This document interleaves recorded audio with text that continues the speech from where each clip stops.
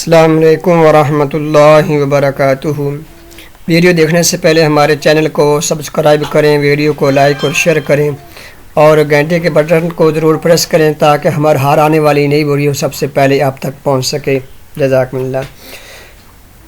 یہ صحیح بخاری کی حدیث ہے، عبداللہ بن عمر رضی اللہ عنہما کی روایت ہے، بیان کرتے ہیں کہ رسول اللہ صلی اللہ علیہ وسلم نے 4 چیزوں کو کبیرہ گناہوں میں شمار کیا۔ وہ 4 چیزیں کون سی ہیں؟ سب سے پہلے الاشراک باللہ، اللہ کے ساتھ شرک کرنا، وعقوق الوالدین اور والدین کی نافرمانی کرنا، اور نمبر 3 وقتل النفس اور بے گناہ کو جان بوجھ کر قتل کرنا، اور والیمین الغموس اور جھوٹی قسم اٹھانا۔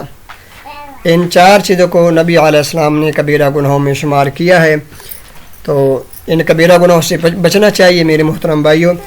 سب سے پہلے اللہ کے ساتھ شرک کرنا ہے، اللہ کی ذات کے اندر، اللہ کی صفات کے اندر، اللہ کی الوہیت کے اندر کسی اور کو شریک کرنا، چاہے وہ نبی ہے، چاہے ولی ہے، کوئی بھی ہے، تو یہ شرک ہے۔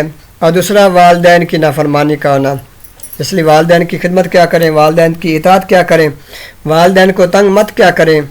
اور دوسرا بے گناہ کو قتل کرنا، یہ بھی کبیرہ گناہوں میں شامل ہے، کسی کو بے جا مت ماریں، مت قتل کریں۔ اور دوسرا چوتھا جھوٹی قسم اٹھانا، یہ آج کا رواج مسلمانوں کے اندر بہت پایا جاتا ہے، بات بات پہ قسم اٹھاتے ہیں، اور یہ بھی کبیرہ گناہوں میں شامل ہے۔ اللہ سے دعا اللہ تعالی ہمیں سمجھنے عمل کرنے کی توفیق عطا فرمائے، اللہ تعالی ہمارے گناہوں کو معاف کرے۔ اگر آپ ان کبیرہ گناہوں میں شامل ہیں تو سچے دل کے ساتھ توبہ استغفار کریں، گناہوں کی معافی مانگیں، تو ہماری یہ گناہ معاف ہو سکتے ہیں۔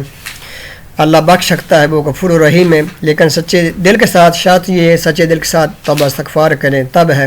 اللہ سے دعا اللہ تعالی ہمیں سمجھ عمل کرنے کی توفیق عطا فرمائے۔